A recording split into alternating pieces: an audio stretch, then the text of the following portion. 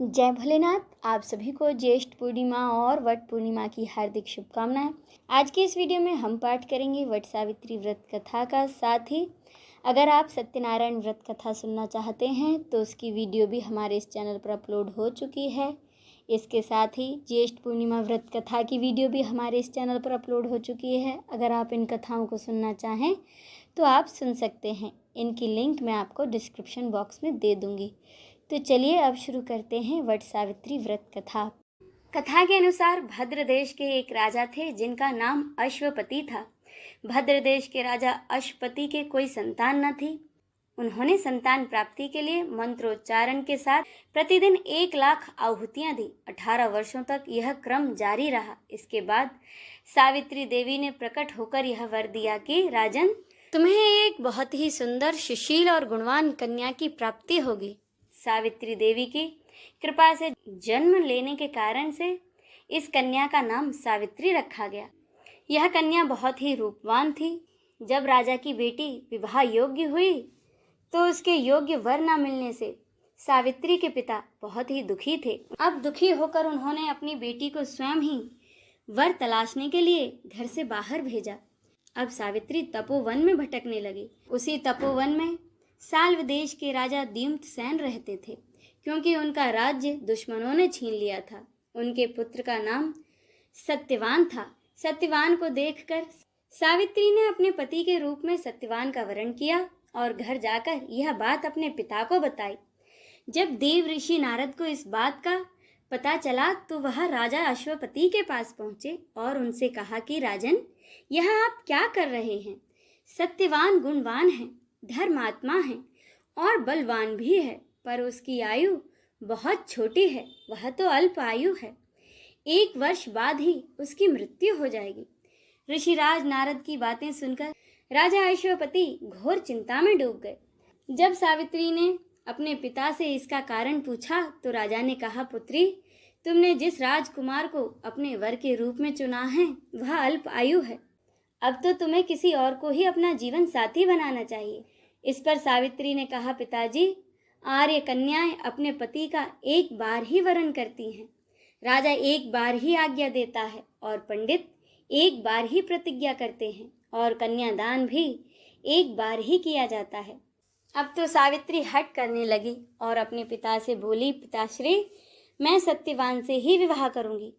अब राजा अश्वपति ने मजबूर होकर सावित्री का विवाह सत्यवान से कर दिया। अब सावित्री अपने ससुराल पहुंचते ही सास ससुर की सेवा में लग गई और समय बीतता चला गया। नारद मुनि ने सावित्री को पहले ही सत्यवान की मृत्यु के दिन के बारे में बता दिया था। वह दिन जैसे जैसे करीब आने लगा, सावित्री अधीर होने लगी। उन्होंने 3 दिन पहले से ही उपवास शुरू कर दिया। नारद मुनि द्वारा कथित निश्चित तिथि पर पितरों का पूजन किया।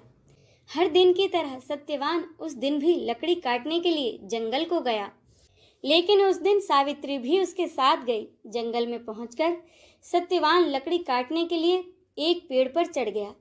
तभी उसके सिर में बहुत तेज दर्द होने लगा। दर्द से व्याकुल सत्यवान पेड़ से नीचे उतर आया। सावित्री अपना भविष्य समझ गई। अब सावित्री ने सत्यवान के सिर को गोद में रख लिया और उसका सिर सहलाने लगी। तभी सावित्री को वहां यमराज आते दिखे और इसके बाद यमराज सत्यवान को अपने साथ ले जाने लगे तो सावित्री भी उनके पीछे पीछे चल पड़ी। यमराज ने सावित्री को समझाने की बहुत कोशिश की और उससे कहा, हे देवी, यही विधि का विधान है, लेकिन सावित्री न मानी। सावित्री की निष्ठा और पति परायणता को देखकर यमराज ने सावित्री से कहा कि हे देवी, तुम धन्य हो, तुम मुझसे कोई वरदान मांगो। सावित्री ने कहा, मेरे सास ससुर वनवासी और अंधे हैं। यदि आप कुछ देना ही चाहते हैं तो उन्हें दिव्य ज्योति प्रदान करें। यमराज ने कहा, ऐसा ही होगा, अब जाओ, तुम घर लौट जाओ। लेकिन अब भी सावित्री ना मानी और अपने पति के पीछे पीछे ही चलती रही। यमराज ने कहा, देवी, तुम वापस जाओ। सावित्री ने कहा, भगवान, मुझे अपने पति देव के पीछे पीछे चलने में कोई परेशानी नहीं है। पति के पीछे चलना तो मेरा कर्तव्य है। यह सुनकर यमराज ने फिर से उसे एक और वर मांगने के लिए कहा। इस बार सावित्री बोली, मेरे सास ससुर का राज्य छिन गया है मैं चाहती हूँ उन्हें उनका राज वापस मिल जाए। यमराज ने सावित्री को यह वरदान भी दे दिया और कहा कि अब तुम लौट जाओ। लेकिन सावित्री फिर ना मानी और फिर उसके पति के पीछे पीछे ही चलती रही। यमराज ने सावित्री को तीसरा वर मांगने को कहा। इस पर सावित्री ने 100 संतानों और सौभाग्य का वरदान मांगा। यमराज ने इस वरदान को भी सावित्री को दे दिया। इस वरदान के बाद सावित्री ने यमराज से कहा कि प्रभु, मैं तो एक पतिव्रता स्त्री हूँ और आपने मुझे पुत्रवती होने का आशीर्वाद दिया है, पर प्रभु ये बताइए कि बिना पति के मैं पुत्रवती कैसे हो सकती हूँ। इतना सुनकर यमराज सावित्री पर अति प्रसन्न हुए और उन्होंने सत्यवान के प्राण छोड़ दिए। सत्यवान के प्राण छोड़ने पर यमराज वहां से अंतर्धान हो गए और सावित्री उसी वट वृक्ष के पास आ गई जहां उसके पति का मृत शरीर पड़ा था। कुछ ही समय में सत्यवान फिर से जीवित हो गया और दोनों खुशी खुशी अपने राज्य की ओर चल पड़े। दोनों जब घर पहुंचे तो देखा माता पिता को दिव्य ज्योति प्राप्त हो गई है। इस प्रकार सावित्री और सत्यवान चिरकाल तक सुख भोगते रहे।